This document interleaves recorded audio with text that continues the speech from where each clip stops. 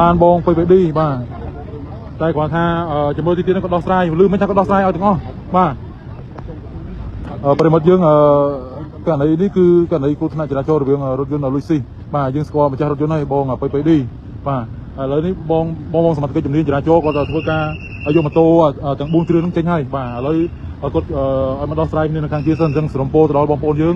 បាទរាល់ការបើកវ៉អីប្រុងប្រយ័ត្នទាំងអស់គ្នាបាទឥឡូវនេះរថយន្តរបស់គាត់នេះរថយន្តដូចជាលុយស៊ីបាទប្រិមត្តយើងលុយស៊ី X600 ឯប្រិមត្តយើងបាទ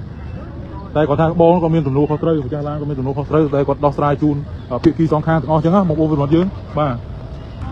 រថយន្តបងទៅឌីមិញគាត់ប៉ះម៉ូតូបាទគាត់ប្រហែលជាអាចនឹងច្រឡំហ្គែប្រិមត្តយើងបាទគាត់ច្រឡំហ្គែនៅស្តុបចុងស៊ូខេត្តសៀមរាបយើងហ្នឹងណាបាទដល់ពេលទៅគាត់ប៉ះម៉ូតូទៅដល់14គ្រឿងនោះតែ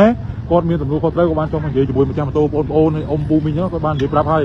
ករណីខាងលើនេះខ្ញុំមិនអាចបន្ទោសខាងណាបានទេយើងទុកឲ្យសមត្ថកិច្ចជំនាញគេធ្វើការតាមជំនាញរបស់គេបាទហើយយើងឃើញមិញបងទៅឌីក៏គាត់បាទមានមនោចេតនានៅក្នុងការទទួលខុសត្រូវបាទគាត់ទៅចិត្តវិញឆ្ងាយឯងបាទកន្លងមកធ្លាប់មានរឿងមានអីគាត់